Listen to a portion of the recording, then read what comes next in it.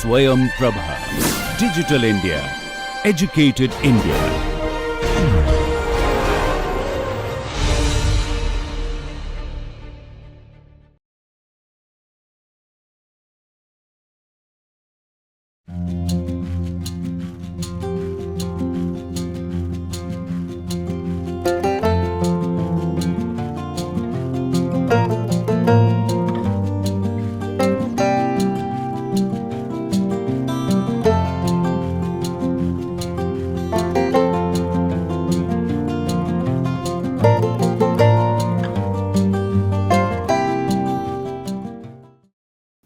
Hello. In today's class, we will discuss about the concept of folk and folklore, and from there on we will go to discuss what is folk art. So, the idea of folk. In any standard dictionary, you will see that the definition of folk has been defined as such. In noun form, it is defined as people in general, used as a friendly form of address to a group of people, or the members of one's family, especially one's parents. In adjective form, it has been used to relate to this traditional art or culture of a community or a nation, relating to or originating from the belief and opinion of ordinary people. Studies about folk. The discipline of folklorist began in 19th century. One can find precursors in the 18th century usage of the term Volkslied, meaning folk song, Volksseele, meaning folk soul, and Volksglaube means folk belief, by German philosopher Herder. His famous anthology of folk songs, Stimmen der Willkür in Liedern, was published in 1778-79. But folklorist in the sense of the scholarly study of folklore did not emerge until later.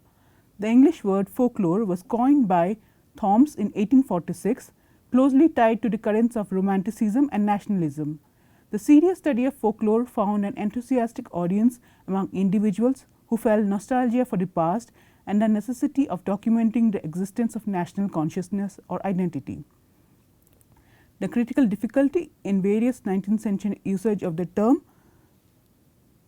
lay in the fact that it is inevitably defined as a dependent rather than an independent entity. In other words, folk was defined in contrast with or in opposition to some other population group. The folk were understood to be a group of people who constituted the lower stratum, the so called vulgus in populace, in contrast with the upper strata or elite of that society. The folk were contrasted on the other hand with civilization. They were the uncivilized element of a civilized society, but on the other hand they were also contrasted with the so called savage or primitive society, which was considered even lower in the evolutionary ladder. Folk as an old fashioned segment living in the margins of a civilization was, and for that matter still is, equated with the concept of peasants. The way in which folk occupied a kind of middle ground between the civilized elite and the uncivilized savage can be perceived in emphasis placed upon a single culture trait, the ability to read and write.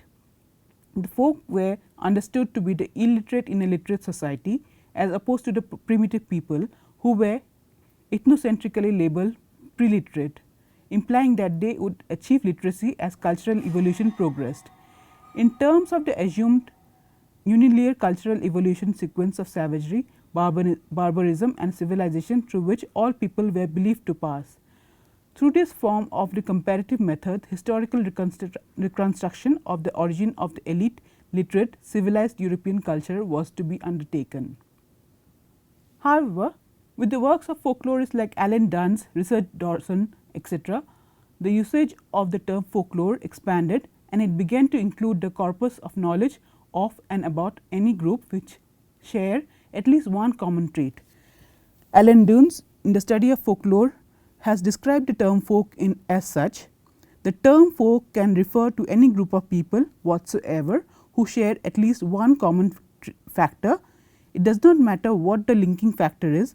It could be a common occupation, language or religion, but what is important is that a group formed for whatever reason will have some tradition which it calls its own. In theory, a group must consist of at least two persons. but generally most people consist of many individuals. A member of the group may not know all the members, but he will probably know the common core of tradition belonging to the group. Traditions which help the group have a sense of group identity. So then, who is a folk? Among others, we are. So technically speaking, a folk is any group that express its inner cohesion by maintaining shared tradition qualify as folk, whether the linking factor is occupation, language, place of residence, age, religion or ethnic origin. And folklore is the knowledge that the folk group possesses. Folklore consists of knowledge, legends, music, oral traditions, oral history, proverbs, jokes, popular belief, fairy tales, stories, tall tales and customs included in the tradition of a culture, subculture or group. It also includes a set of practices through which these expressive genres are shared. The study of folklore has divided the folkloric material into 4 divisions. First is oral literature. Oral literature, verbal art form, folk literature or expressive literature are spoken, sung and voiced form of tradition utterance. Oral narrative is a big subdivision of this group, which in turn has its own manifold distinction. For example, myth, fairy tale or marchen, romantic tale or novella, religious tale, folk tale, legend, animal tale, anecdote, joke, numbskull tale, etc. are the major form of oral narrative genre. Another major division is oral poetry or folk poetry. For example, folk epic, ballads, folk song, lullabies, work songs and songs associated with rituals and rites such as birth, marriage and death are commonly found in almost all parts of India, which is the rich oral poetry connected with festive occasions, feasts and ceremonies. Proverbs and riddles are also an important part of oral literature. Besides this major form of oral literature, there are minor forms which also fall under the above rubric. They are chants, prayers, laments, cries and even holers. The next is material culture. The physical folklore is generally called material culture. Material culture responds to techniques, skills, recipes and formulas transmitted across the generation. Folk costume, folk architecture and folk food are some examples. The third is social folk customs. The section of folklore is concerned with the family and communitarian observance of the people, rites of passage, of birth, initiation, marriage, death and similar rites are few examples. Songs and tales and other forms of oral literature associated with the rites form an essential part of oral literature, while the social custom and ritualistic observation may fall under the social folk custom. The last is performing folk art. The section concerned primarily music, dance and drama. But we must bear in mind that in the Indian folklore, these divisions are not watertight. They have many overlaps. We will come to see in the next classes. We must also mention about 2 important pioneering work in the field of folklore. First is the Grimm Brothers Fairy Tales, which is a collection of, initially it was a collection of 86 stories and it was published in 1812.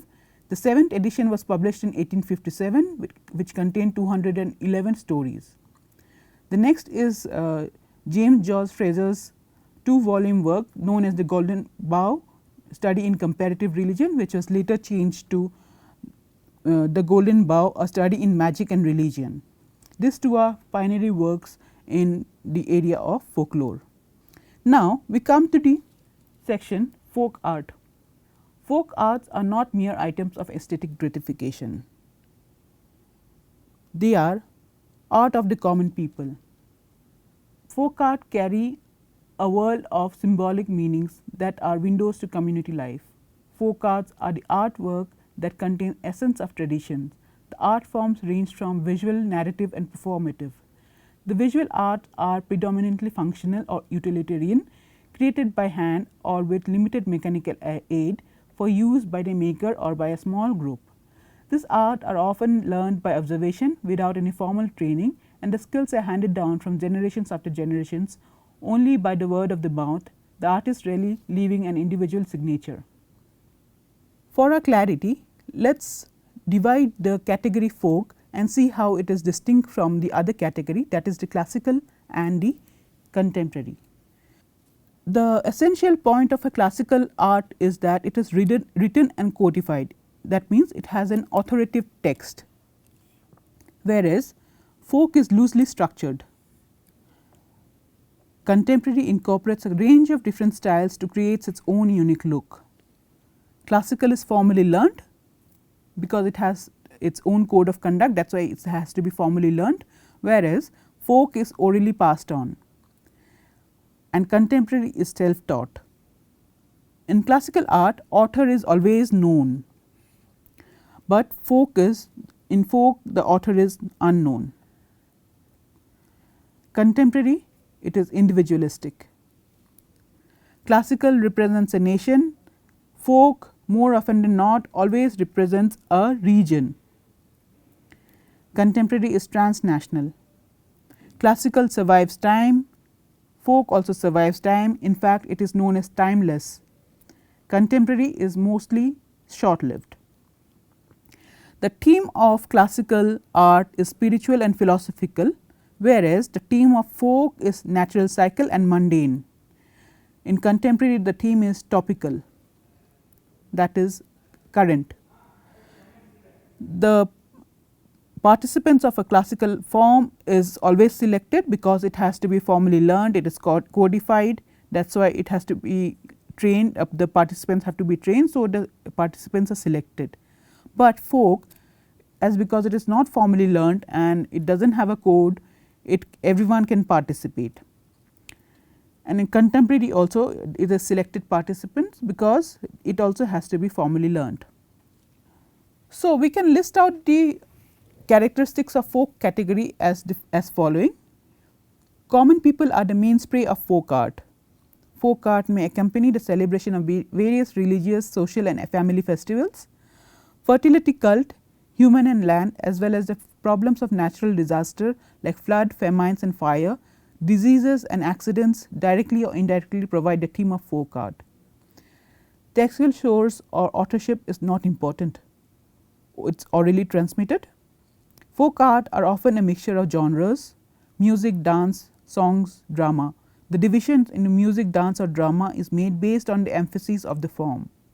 That is to say that a folk art may contain dramatic element, musical element or dance element, but the form which is more prominent becomes it gets its name.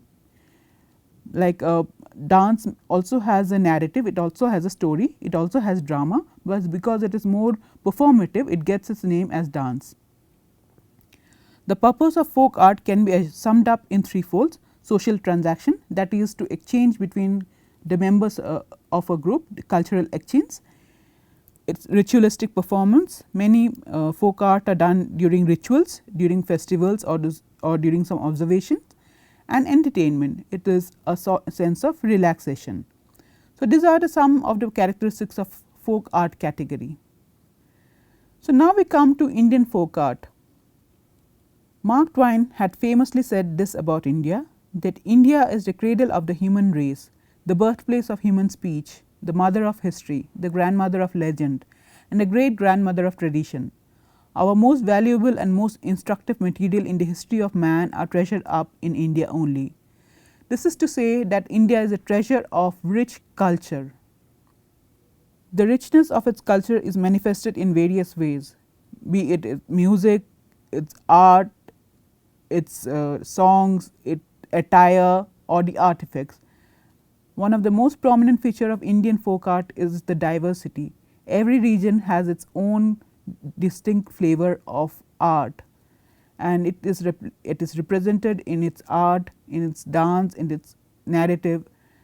So, in the following classes we hope to discuss the folk art forms of India and see how it is diverse from one another, as well as there are some overlaps.